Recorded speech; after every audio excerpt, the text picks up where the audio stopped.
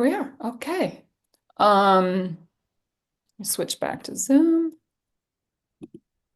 All right. Thank you so much for your patience, friends on Facebook and later on YouTube. Thanks for joining us and for viewing this panel chat on conscious aging. So I'm thrilled to be here, and I would like to introduce you to our illustrious panelists.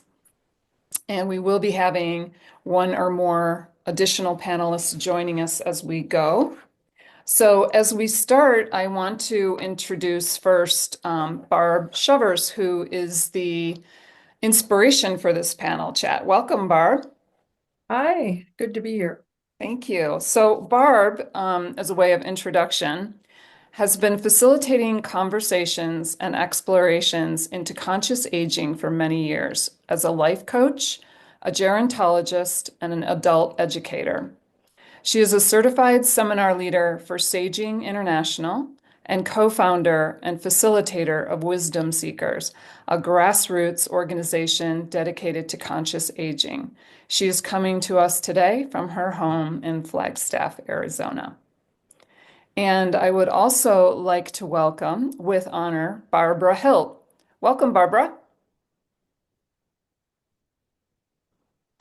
Barb, you're muted, but that's okay. So, Oh, Barbara has a long and illustrious career in leadership, education, and heart-centered public service. She served 5 terms in the Massachusetts state legislature, has established and led state and federal programs in violence prevention, women's empowerment, the environment, and peace. She was an adjunct professor of sociology at UMass Lowell for 4 years, and though she claims to be retired, she continues to mentor leaders in the prevention of violence and the creation of safer schools and communities. Barbara is joining us from her home in Chapala, Mexico. Welcome, Barbara. thank you. Great. And we also have with us Joan Advent, who comes to us as one of our regular panelists from the East Coast, Virginia. Welcome, Joan. Thank you, Kay. Great. And I'm I'm just gonna, honored to be here in this company. I know, right? Right. So, welcome, Linda. Oh my God. Hi. We're live. Oh, sorry. Hi, guys. It has been a Mercury in retrograde, wild as ride Joan today. has I have to, pointed out. I'm sorry. It's Mercury in retrograde, as Joan has pointed out. Oop, and there she goes. Okay. So let's get started, and Linda will pop back in, I'm sure. Barb, I wanted to start with you since this is kind of your area of expertise. And I would love for you to cover for us just basically what conscious aging is and how it differs from aging slash unconscious aging. Just because we get older doesn't necessarily mean that we are wise elders. And so this philosophy deals with really making peace with the past and dealing with our fears about the future in order to live more joyfully in the present. And conscious aging really is about becoming your fully realized self and understanding that in our third age of life, there's still a lot of opportunity to grow and spiritually and personally, and not to look at this time as one of loss and diminishment, but instead one of personal and spiritual growth. So that's how I would say conscious aging differs from just aging unconsciously, letting it happen, Yeah. letting it happen. So, can you speak to how this perspective has evolved? Like, are there a lot of people who are engaged in the process in this way? What is your sense of that? Absolutely. This philosophy was first presented in 1996. And I was in the gerontology program and picked up a book called From Aging to Saging. And it was written by Rabbi Shachter Shalomi. And it deals with developing a new vision for aging. And Saging International is the group that is promoting his philosophy. He has since passed, but it's very inclusive. There are he talks about many different kinds traditions. So it's not just the Jewish tradition, but Buddhist and Hindu, and he brings in all of that. And he just, that book really grabbed me, and I hope that you'll have a chance to read it. So they've been doing I became a seminar leader with them back in 2000, and they've been doing this work since about 1996. And so there are places all over the country where they're giving seminars and workshops on conscious aging.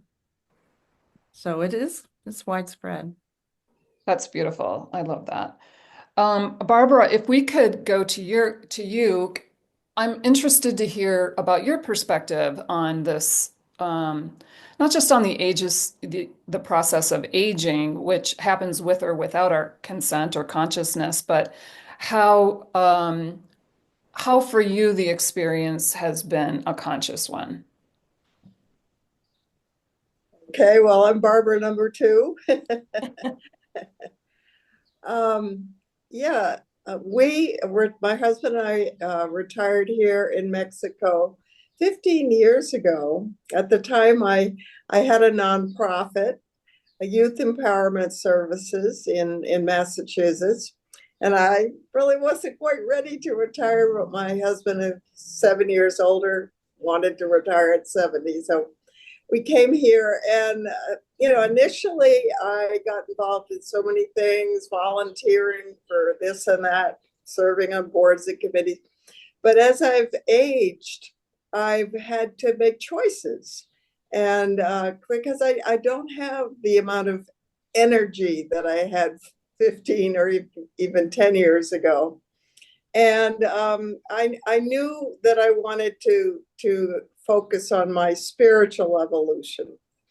And I also wanted to keep some focus on what I felt was my purpose, my mission, which is promoting youth development for a future, young people with good interpersonal skills to be able to get along and make peace across differences. And so that's what I've been doing in these recent years. As you said in the introduction, I've mentored. I mentored a young Mexican woman who has now started her own nonprofit here to do this kind of work with youth.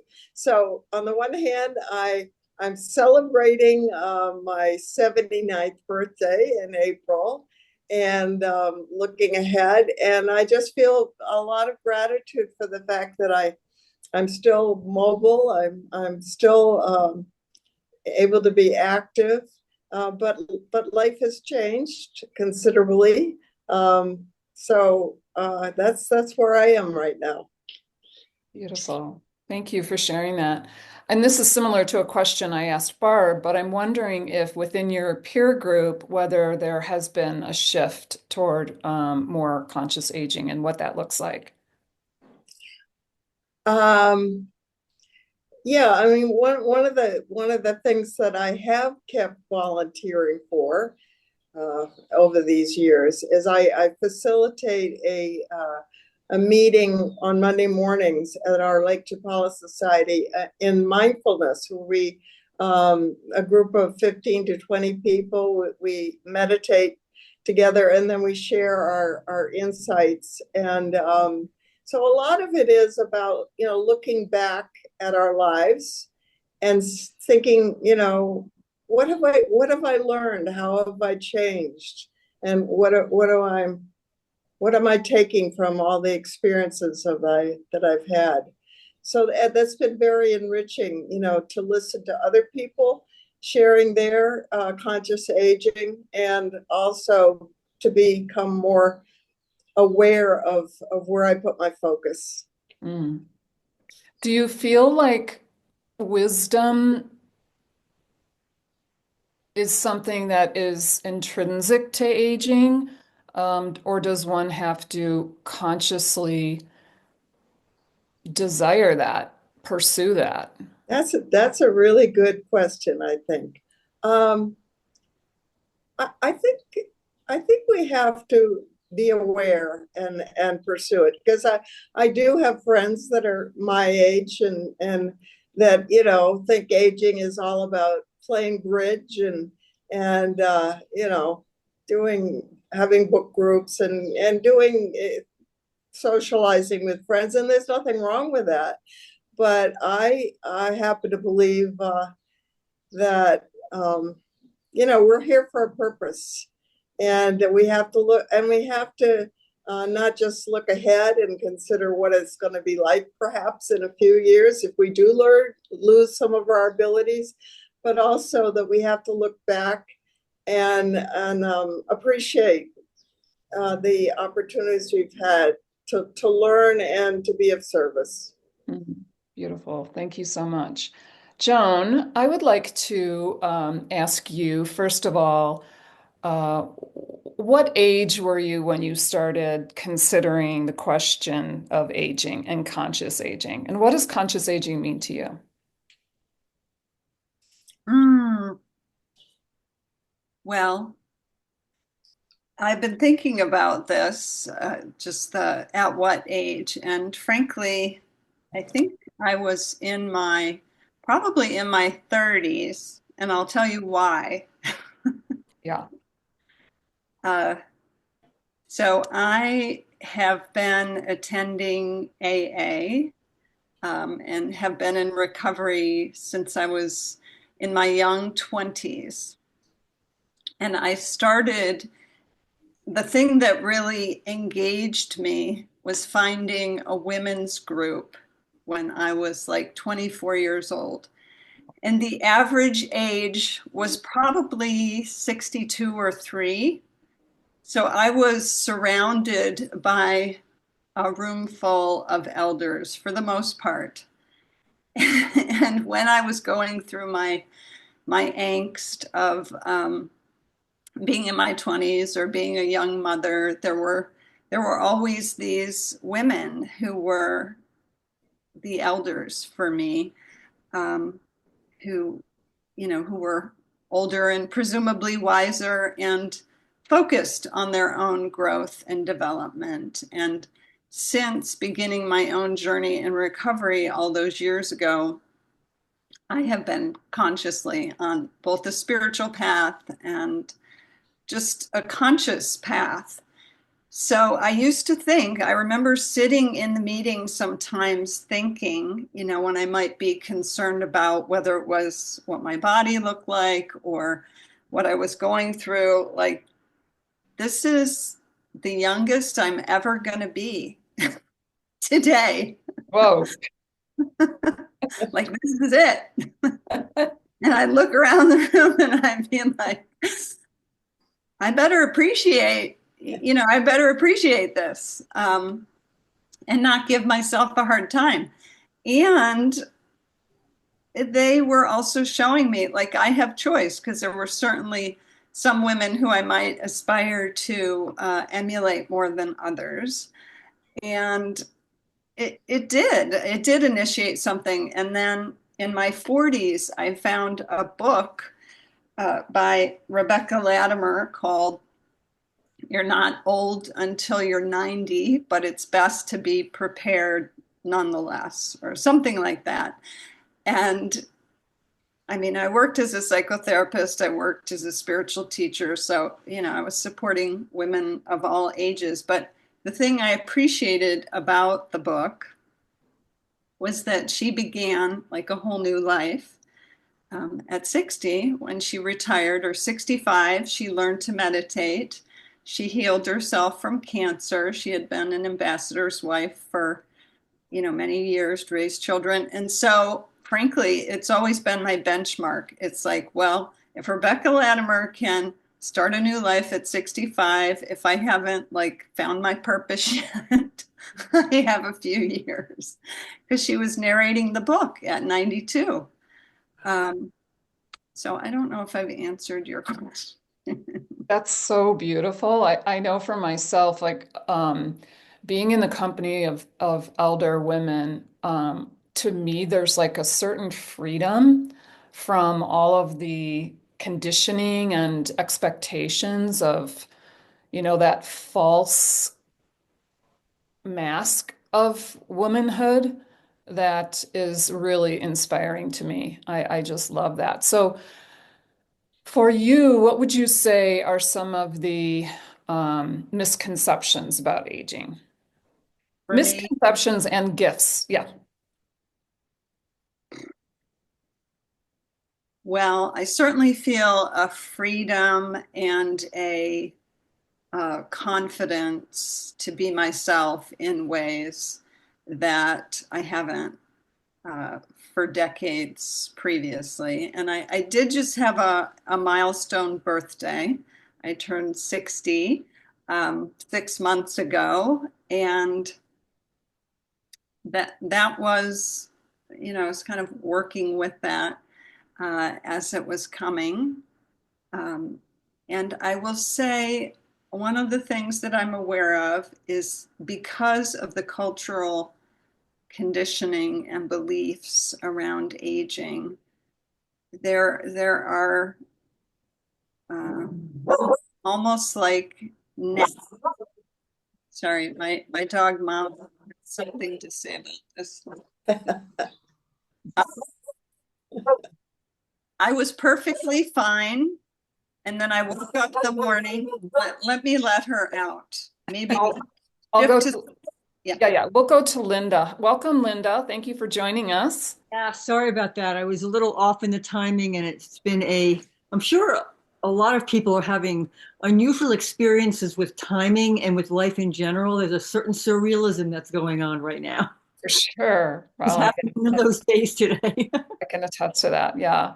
So, Linda, please join us. Please tell us about your experience of aging, how you consciously view it, how you're experiencing it, and where you're anticipating that it's going to go. Well, I'm certainly experiencing it. And I've always had sort of a fascination with aging. I don't know why. I've never really had a fear of it. I just really want to be healthy. That's been the only thing that I really asked for from the universe. You can't stay beautiful forever, you can't stay young forever, but you can do your best to stay healthy. And so when I turned 60, um, I'm now 70. So when I turned 60, I wrote a blog called The Strangest Adventure Yet because something about turning 60 felt like no other birthday before. And I felt like I still had this attachment to the youthful part of me. But I called it in my blog, I called it the youth of my old age. I felt like I was having another young experience because I was very young in being old, but I was old in being young. And it was the young me and the old me that were coming to terms with each other. And I had to start letting go of that vagrant girl that was sort of, I just had to become a little bit more mature on purpose. And so I wrote all about the experience and how odd it was. And then when I turned 70 last year, it was a completely different experience. You really do, the past begins at 70, I think, to start detaching. And you start focused on I became way more focused on the present moment and on the future, even though the future was sort of a day by day operation. And you really do kind of begin to see the road narrow, even though you may feel fine. And that just completely shifts your consciousness a bit, the way you look at life. I had years ago in my 40s, actually, I had put together, I was going to write a book about aging called Divine Aging. And it was all about cultivating what I believe are the three tenets to successfully age, because we're going to age. I mean, we're lucky to get old. So we're going to age, but we want to do it as successfully as possible. And the first tenet was cultivating a young spirit. because as we get older, we get embattled by life and sometimes embittered, and we think we know what's happening, and we just don't have that youthful spirit that is curious and fun loving, and to kind of keep cultivating that. And then the next is an old soul, and that's the whole part of wisdom. And not everyone, you have to accept your losses and accept your traumas and your struggles and go through them to get wisdom. Wisdom is hard earned. So when we cultivate an old soul, it helps us with the aging process because we're wise about the way we're going forward. And then the third tenet was a healthy body. We basically have to take care of the vehicle that transports our spirit and our soul through life. So I've tried to kind of maintain those three things since my 40s. And I do so up and down with certain degrees of success. But I think that it's important that as we get older, we really sort of become grateful for the things that have happened to us, even when they're bad. I mean, we've all, if you've hit 60 or 70, you've had a lot of bad things happen. I mean, there's just no two ways about it. And we can try to hide from it, but then we're not going to learn from it. So it's really about having the people around you. And I think as women get older, particularly, we become more attached to our female friends. And I think we become more honest with our female friends. And I think it's a beautiful thing because we get to be vulnerable with each other and get to learn more about our own spirits and our own souls in ways that we couldn't do when we were young, and in that culture trying to become something as women in this culture, which is, that's a miracle in the first place. The fact that women even succeed on any level in with all the burdens that are put upon us throughout our lives. So I find aging very fascinating. We're going to all die. And for those of us that have been on a spiritual path for a long time, I think there's a certain acceptance of that. And I think part of aging is really looking at death as well and looking it in the face and becoming friends with it before it happens. So I have a lot of curiosity about aging, and as long as I stay healthy enough to enjoy myself, I don't really care too much about the other things because I've had a lot of the things. I was the beautiful girl. I was a successful career person. I had a lot of things, but you can't hold on to all of them. You have to let go of them so you can become this new thing that aging also allows you. So I guess that's it right now.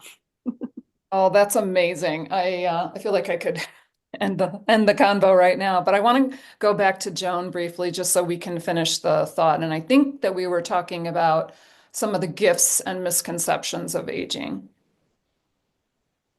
Yes, just the freedom, as I said, that comes with aging and the misconceptions. I have to tell you, I might be unusual in this way, but I felt completely free and liberated, the night of the eve of my 60th birthday. And I woke up in the morning, and this is no offense to anyone, but I felt like I was supposed to be like a middle-aged church lady with hairspray and the sweet potato casserole with marshmallows on it. Like suddenly this thing came over me and I was like, ah.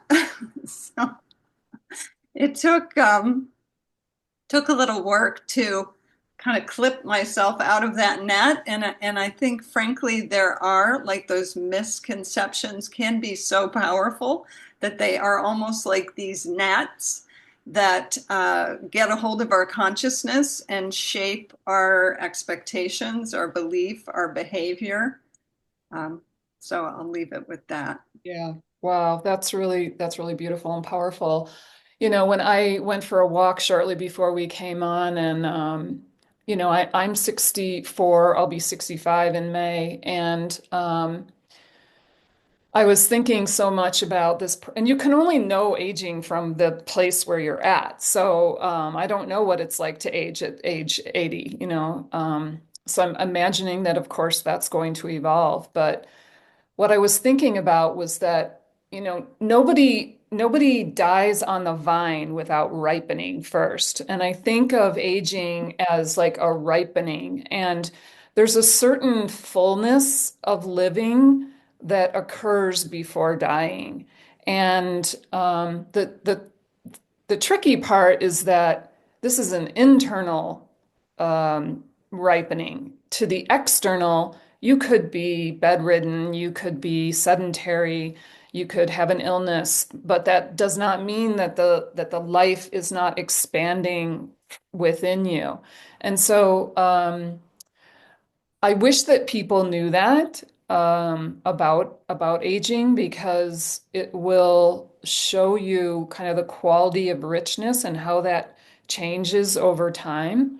But I want to bring Barb back in here to talk a little bit about the misconceptions of aging, and kind of like how people come to terms and how you come to terms with this exterior expectation that people have of older people.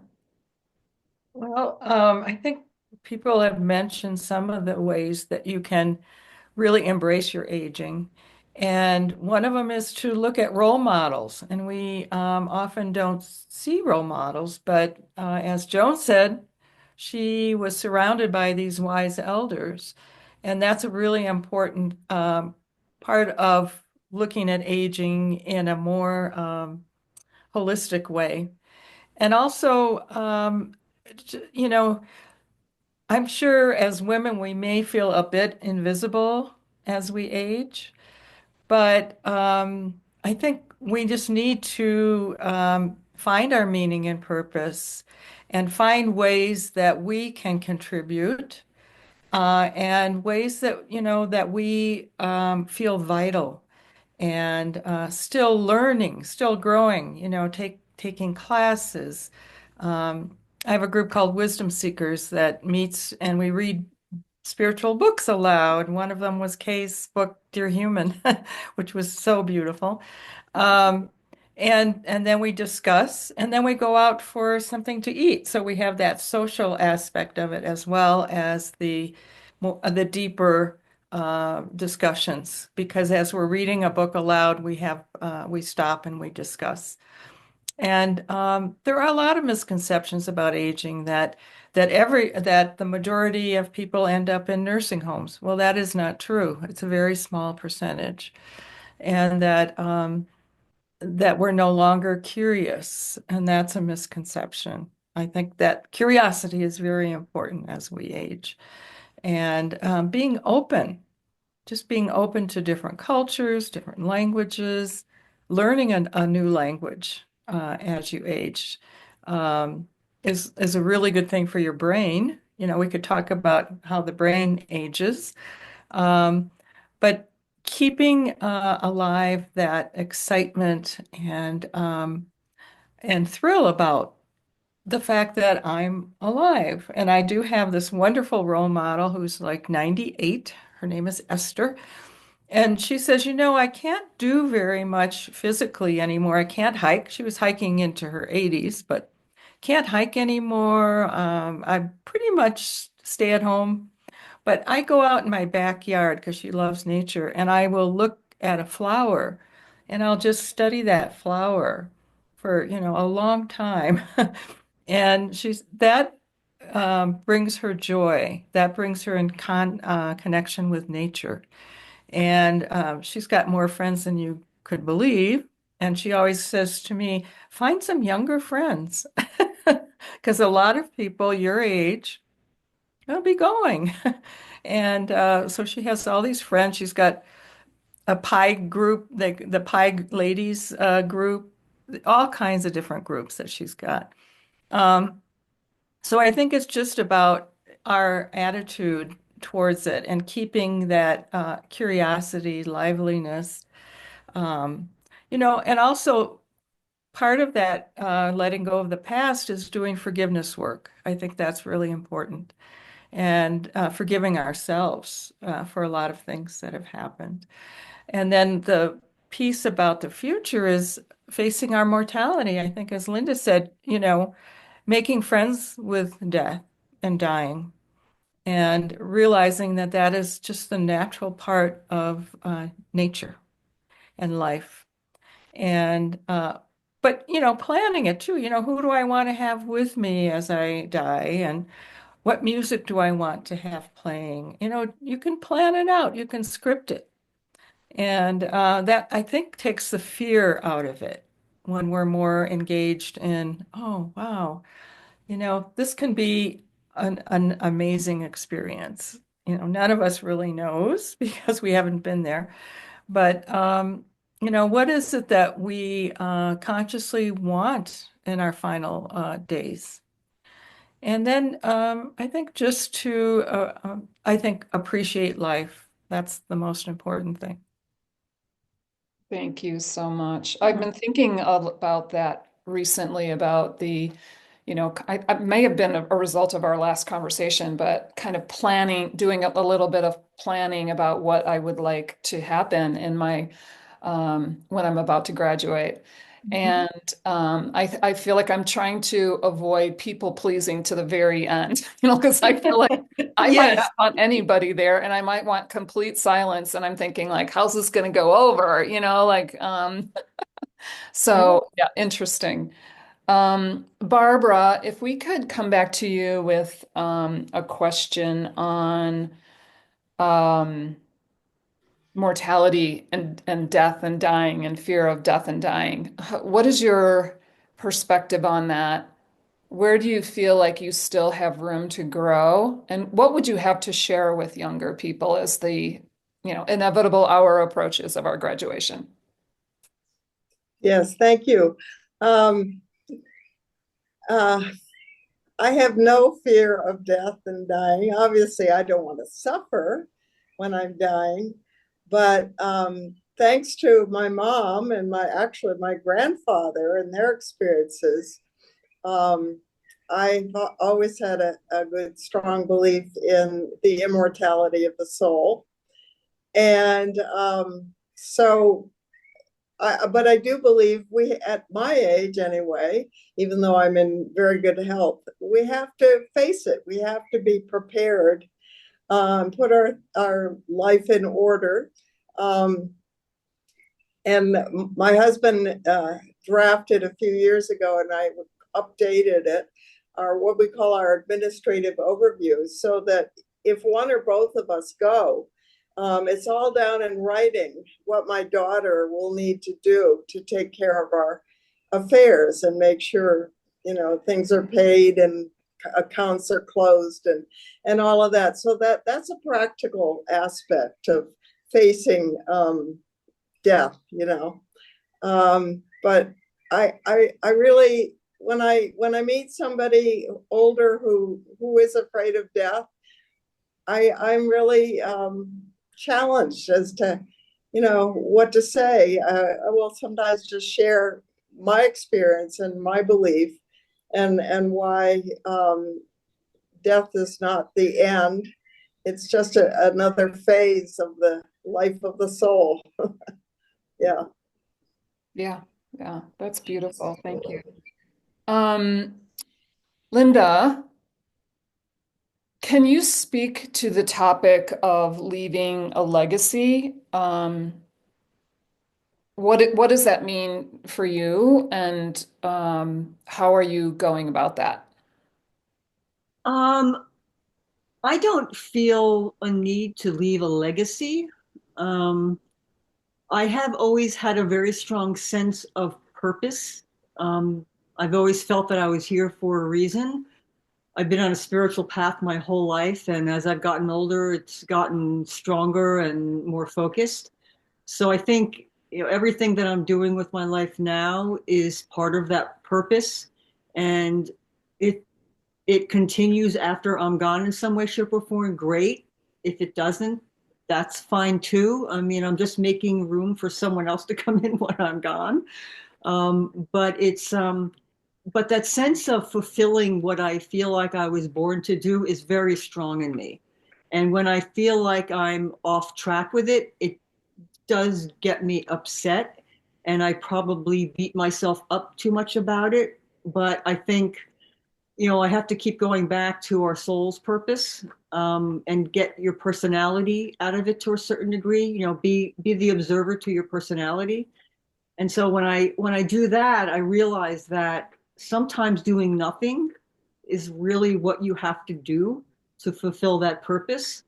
I know that people, I mean, I don't have any kids, so I don't have that legacy. So that sense of leaving something behind. I have a book out, so I'm happy that I'll leave that behind, but that may just disappear. I mean, there's that saying that your first death is when you die, your second death is when the last person who knew you dies. And I think that happens, there are people all throughout time that have made these major contributions to their society that no one has ever heard of.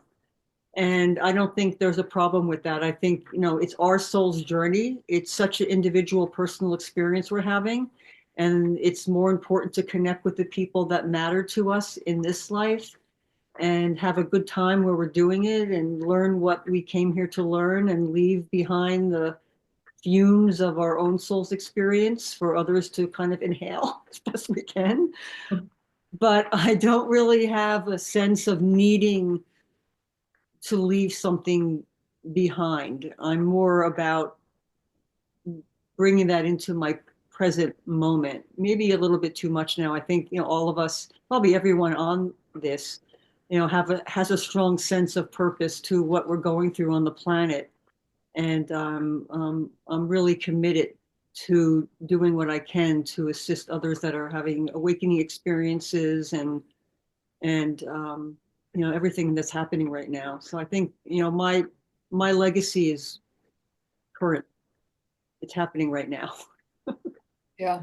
I feel very similarly. And I think that is actually one of the gifts of aging is that, in your young life, if you have a family, you want to create a family, you want to provide for that family, you want to have certain experiences. There tends to be this achievement oriented life, and that's beautiful. And I certainly want to go on creating and contributing, but the idea of legacy has really shifted for me. I also do not care about what I'm leaving behind. What matters is if I feel like I'm living into my truth, if that I'm growing into myself, that more and more every day, and that's been such an incredible journey in and of itself. You could spend your entire day just trying to figure out how to be you. So it's not like I don't care about the future. It's that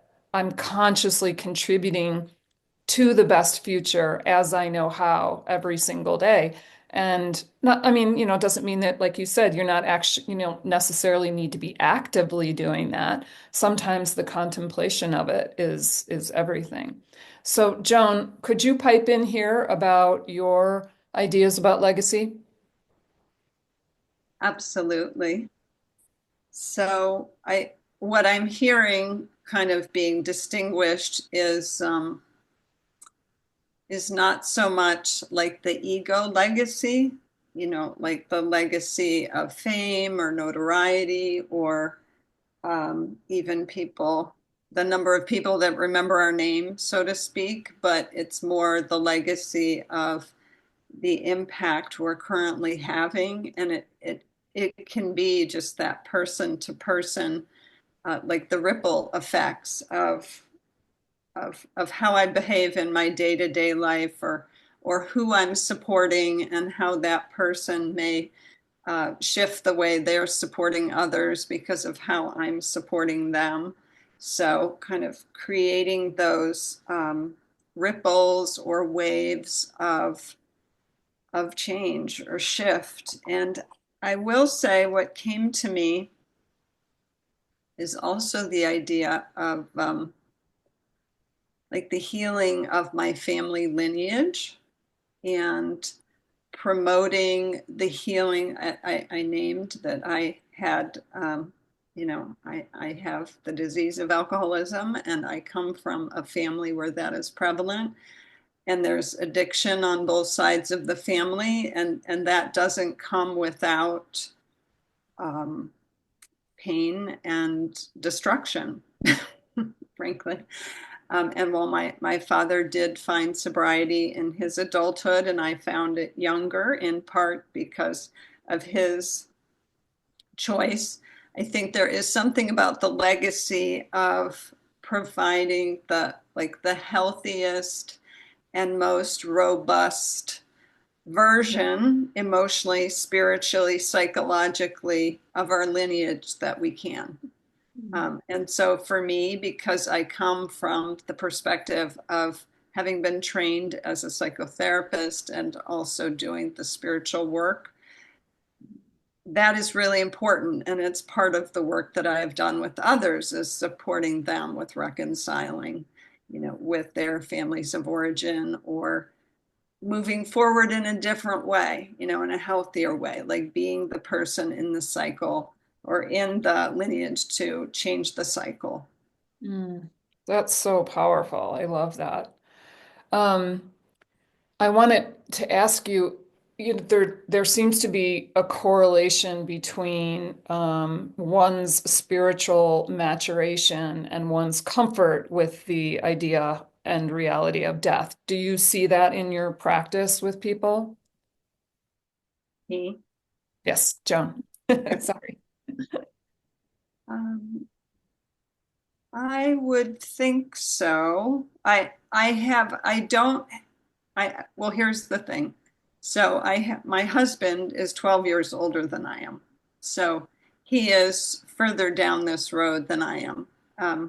I'm not seeing in my practice today, these days, a whole lot of consideration for dying, because I'm working with primarily younger populations. But I certainly have seen like the trajectory of my husband's path, and the people that he's intimate with, friends he's intimate with, and how that's impacting him and how that impacts me. So I guess part of my thread and theme is I have always been surrounded by people who are older than me, or my elders in some way. And so I've always had an eye to that. My mother died at what I considered a pretty young age, which was 78. And she had a severe diagnosis and was very clear that she didn't want to prolong her life and suffer. And so I think for me, witnessing that and seeing she had a very strong faith, religious faith, and felt complete. And I spent her final months, which were 3 months, from the time we learned to when she passed, supporting her and like fulfilling all the things that mattered most to her, which really had to do with family and making sure certain people were going to be looked after. So it's completely diverging from your question, but Um, yes. Thank you so much. I want to ask Barbara a question here because I know she has to be on another call in a few minutes. So, Barbara, what what what role does the resolution of regret play in the process of conscious aging?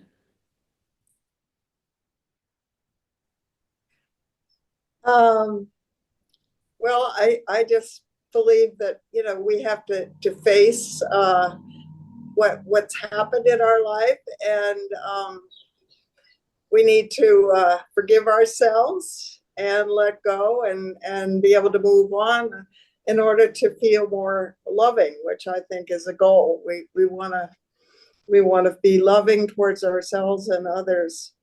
But I would really like to add something we haven't touched on that may be helpful. And that is, a few years ago, I heard a man in his 80s give a talk about why write a legacy letter. And I was so inspired that I sat down and I spent several days, if not weeks, composing my legacy letter. Because I realized that not only my grandchildren don't know me, my children don't really know me.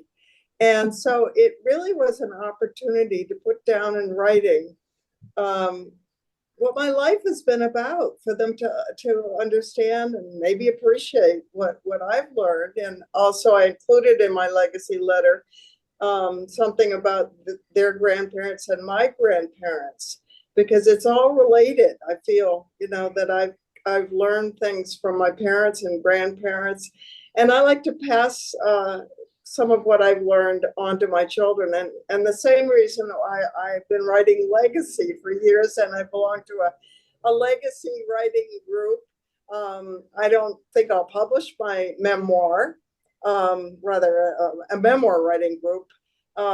But just the process of writing, recalling things from my childhood, adolescence, and on, and writing about them makes me appreciate my life more, and the lessons that I've learned and will take with me.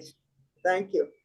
Thank you so much, Barbara. Oh my gosh, that is such a gift to the people who follow you. I feel like, and it's a gift to yourself because it's kind of like saying, the why. It's giving the why to your life. It's not like you owe anybody that explanation, but it's nice to offer the perspective of what was in your heart, what was on your mind as you were navigating this crazy and difficult journey called life.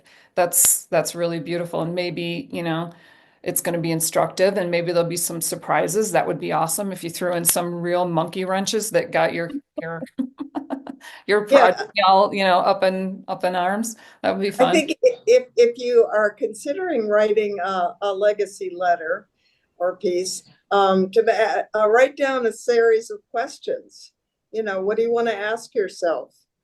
What do you want others to know about the meaning of your life? And it's a very useful, to me, it was a very useful thing to do. And I think it would probably also, I'm going to ask Barb this question, but I think it would probably also highlight the gaps. You know, what do you want to accomplish? What have you overlooked in this process of aging and communication that you want to make sure that you fill? Yes, thank you. Yes. Yeah. Barb, I think that you probably have the experience of working with a lot of people through some of these issues. So I'm wondering if you could speak to that process of legacy and planning and filling the holes and regret and all of that. Maybe some parting comments for us. Well, one of the things that we do in our class, I'm teaching a class in conscious aging, is we write an ethical will. We are so used to writing a will for our possessions and our property and that sort of thing. But an ethical will, I think is what Barbara was talking about too, is who were we as a person and what mattered to us and what was important to us in life. And that to me is a wonderful legacy to leave your children, grandchildren. I don't have children, but um, I think for me the legacy is I'm dropping seeds. And I did this when I taught in a community college to young people, and now I'm doing it with older adults. I'm dropping seeds, and when people come face to face with some of these issues, they afterwards they say, "Oh, I'm so happy that I finally, faced my mortality," or I did this forgiveness work and I'm not carrying that burden anymore." I had a person who was 86 in one of my workshops, and she let go of a lot of, you know, regrets. And she just cried and she said, "Why didn't I do this when I was 30 or 40?" I've been carrying this burden of non-forgiveness. She let things go about her mother. And so that's such an important part of conscious aging is to let go of those some of the pain, and you've worked through it. Now let's let go of that. And then by facing your mortality, so many people have said, "Oh, I feel so much more comfortable now. I'm glad I did the legal stuff, and now I'm working on the the personal and spiritual part of who I am as a person. And writing memoir I've been in a memoir group for about 7 years, and it's very true. You look at your life, and you look at the parts that have been difficult, the parts that have been joyful, and you make sense of it. And you look at your patterns. And so memoir writing, I think, is really powerful. I would recommend that. Yeah. Mm, I, that's I'm going to have to say goodbye to you all. Thank you all so much for including me in this inspiring conversation. I'll look forward to seeing the recording of it. So Thank you so much, Barbara. It was wonderful chatting stay with you. well. All right. I only knew this person for 2.5 weeks, and you can see we've connected. Yeah, yeah, sure. We're We're friends. We're We're friends. talking about the same things. Yeah. Yeah. I love that. Linda, could you please close us out here with some ideas about how you want to be remembered? We kind of covered that a little bit, but what do you have for younger people who are going through this aging process, maybe? I think, I don't know, the first thing that pops in my head is get rid of shame. Because I think in general, we live in a culture that thrives on shaming people for different reasons, and particularly women. If you have kids, you're not good. If you have too many kids, you're not good. I mean, there's literally nothing we can do that society says is right. So I think we have all this shame, and because we don't allow vulnerability, shame does not really have a chance to come up and be seen and looked at, and shame turns into regret. So anyone who's younger, I don't know, I would first of all spend time by yourselves. When you're in your 20s, you're sort of a pack animal, and you tend to be around a lot of friends, and you don't really have a lot of your own ideas. And as you start getting, and then you get into kids, and you get into your job, and you finally pop out a little bit somewhere, I think in your late 40s. You're just sort of, your little head goes up and goes, oh, there's actually more to me than I've been experiencing for the past 20 years. And it'd be great to be able to have that experience a little beforehand. And that would happen by not needing to be around so many people all the time, and really getting a chance to learn about yourself and finding those one or two people that you can be very honest with about the way you're feeling, and try to release some of the shame that will later, as you get older, turn into regret.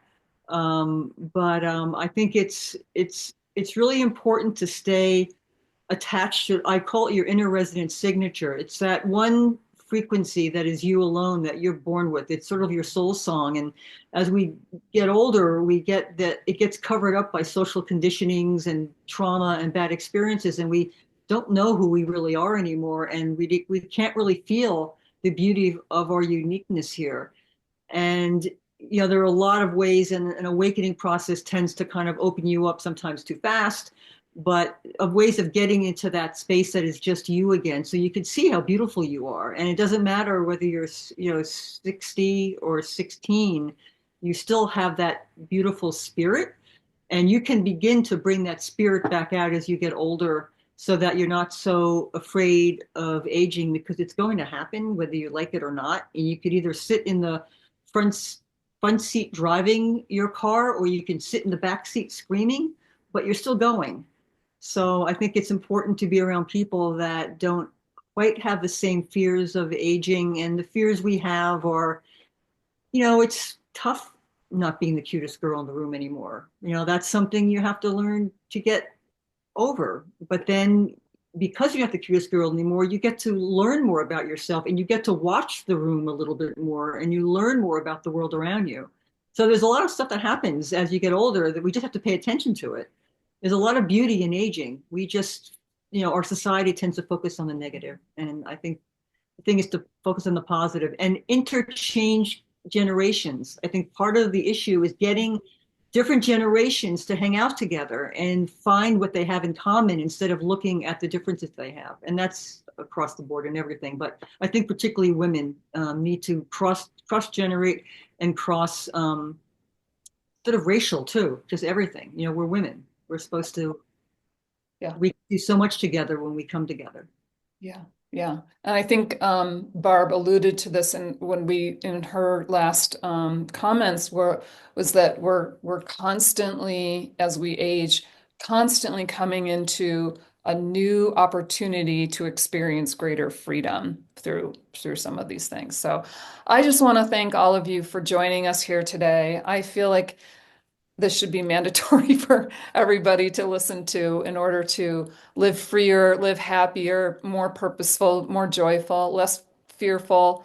Thank you so much for your contributions to this. And thank you, thank you, thank you. Thank you. Bye now.